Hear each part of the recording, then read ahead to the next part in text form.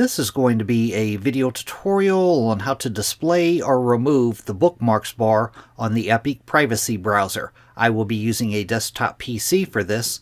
Let me jump over to my browser here. I have the Epic Privacy browser opened up now.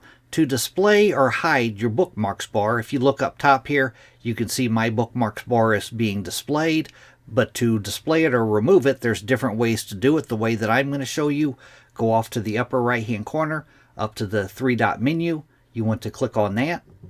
Then you want to go down to where it says Settings and click on Settings.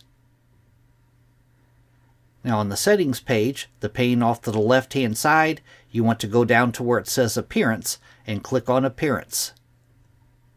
Then on the center pane, right down here, Show Bookmarks Bar. As you can see, I currently have that enabled, but if I toggle that off, now my Bookmarks bar has disappeared, and if I toggle it back on, now it is being displayed. That is how to hide or show the Bookmarks bar on the Epic Privacy browser. Thanks for watching.